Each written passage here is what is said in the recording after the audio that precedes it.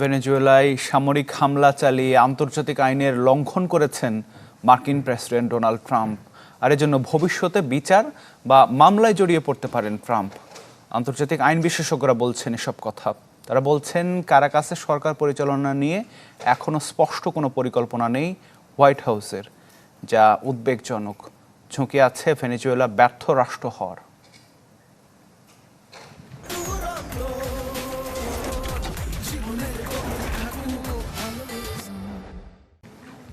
যে Donald Trump দীর্ঘদিন ধরে সমালোচনা করেছেন অন্য দেশের অভ্যন্তরীণ বিষয়ে মার্কিন হস্তক্ষেপের, অঙ্গীকার করেছেন বিদেশি জটিলতায় না জড়ানোর, সেই ডোনাল্ড ট্রাম্পই নিকোলাস মাদুরোকে গ্রেপ্তার করে এবং সাময়িকভাবে নিয়ন্ত্রণ নিলেন ভেনেজুয়েলার।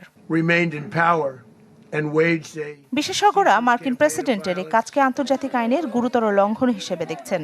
নটরডেম বিশ্ববিদ্যালয়ের আইন অধ্যাপক মেরি এলেন ও কনেল বলছেন, এর ফলে নিজেকে ভবিষ্যতে বিচার বা মামলার ঝুঁকিতে ফেললেন ডোনাল্ড ট্রাম্প। তিনি বলছেন, ট্রাম্প ও তার সহযোগীরা হয়তো 1989 সালে যুক্তরাষ্ট্রের হাতে পানামার শাসক ম্যানুয়েল নরিয়েগাকে গ্রেপ্তার করে বিচারের মুখোমুখি করার ঘটনাকে একটি নজির হিসেবে বিবেচনা করেছেন।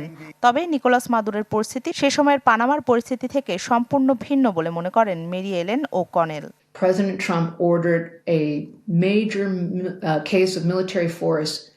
উদ্বেগ আছে সামরিক অভিযান চালিয়ে প্রেসিডেন্টকে অপসারণের পর ভেনেজুয়েলার পরিস্থিতি সামাল দিতে যুক্তরাষ্ট্রের কোনো বিস্তারিত পরিকল্পনা না থাকা নিয়েও। ওয়াশিংটন ভিত্তিক centre for strategic and international studies CSIS এর বিশ্লেষক মার্ক অ্যানসিয়ান বলছেন, 12 বছরের বেশি সময় ধরে কঠোর হাতে ভেনেজুয়েলার শাসন করা মাদুরোর অপসারণ দেশটিতে বড় ধরনের ক্ষমতা শূন্যতা তৈরি করবে।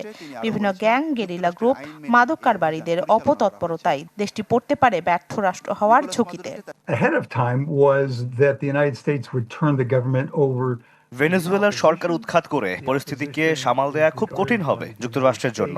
ক্ষমতা শূন্য দেশে বাড়বে বিভেদ, দেশে একটি সামরিক অভ্যুত্থানও হতে পারে যা নতুন করে উত্তেজনা বাড়াবে।